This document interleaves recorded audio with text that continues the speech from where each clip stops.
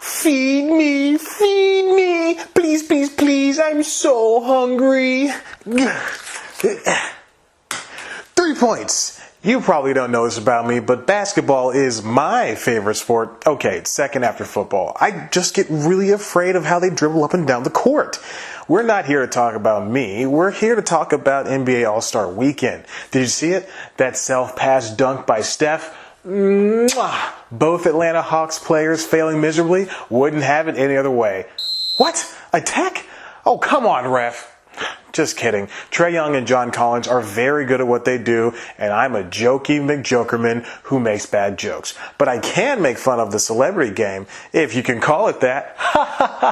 I'll still welcome an interview with any of those people. Listen, all jokes aside, this year's All-Star Weekend was pretty good. The NBA took the changes from last year and incrementally built over them this year.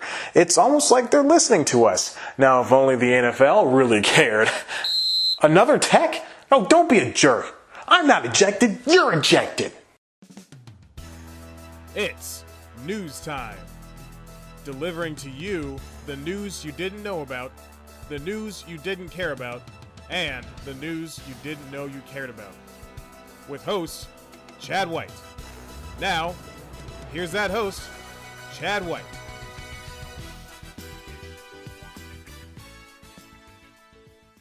Welcome back to News Time. I'm your host, Chad White, and this is the All-Star news that you didn't know about.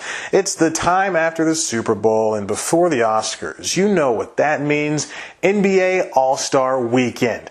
I don't know if I've ever mentioned this, and I don't know why I would ever do as much, but here we go. I love crossovers, I love cameos, I love ensemble casts. Obviously, those apply to movies and TV shows, but it still works all the same in this context.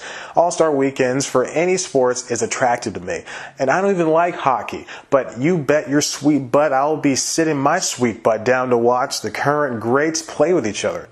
Over the last few years, however, NBA All-Star Weekend in particular has drawn the ire of critics and viewers alike. They say there's no reason for it. The big names don't try on defense. It's a joke. It's sad to say they're mostly correct. Sorry, pardon me, were right. They were right. Changes to format over the last few years have been utilized to move away from what could be perceived as lazy playing. There's a draft instead of coast-to-coast battles, and the winners of the game were supposed to be rewarded with $100,000 checks, twice the original amount. Also a far cry from the couple $1,000s players received in the 70s, 80s, and 90s iteration of the sporting weekend. If the shift from East versus West to Team All-Star 1 versus Team All-Star A has done anything, it's revigorized the final game itself. With the skills competition and dunk contest being hit or miss year to year and the celebrity All-Star game being miss or miss, sometimes hit, the All-Star game itself has to be the foundation of what makes the weekend passable. And this year, they got an A.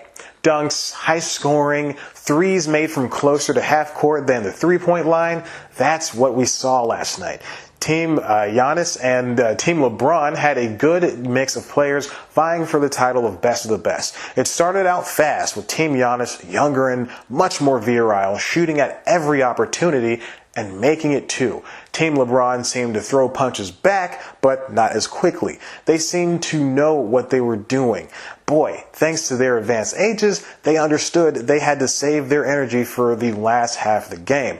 And they came out on top. That's the reason why. It wasn't without flair either for both teams. Fantastical lobs, self-passes to dunks. God, it was all so fun to watch. Not many agree on my sentiments. Last year, Variety contributor David Gendelman wrote a candid view of what the All-Star Game looks like to the audience of fans like us. But thankfully, he and the rest of the world were proven wrong this year. 2018's All-Star Game was a hit. High-scoring but highly interesting. Excuse me. 1 second.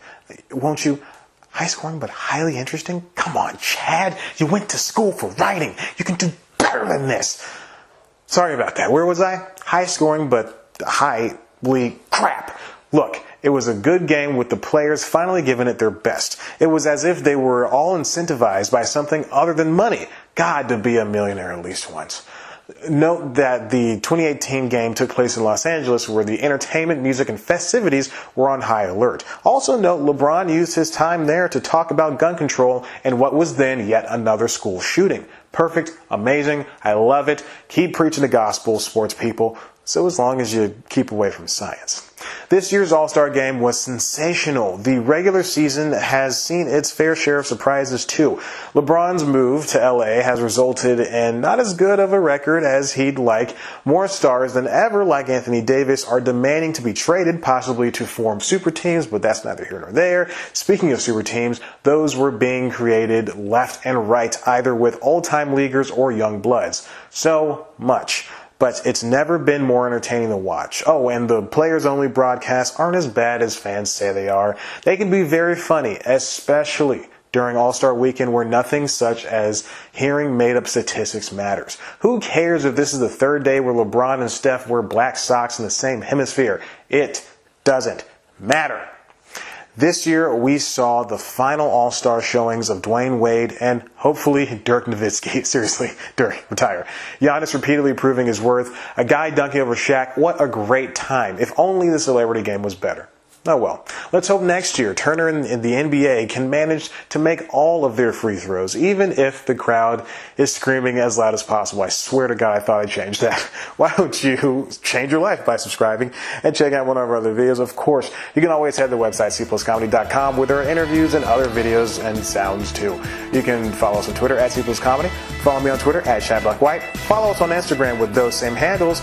Like us on Facebook. Listen to the Constitutionals podcast. And let me just get in here with some street moves. And oh God.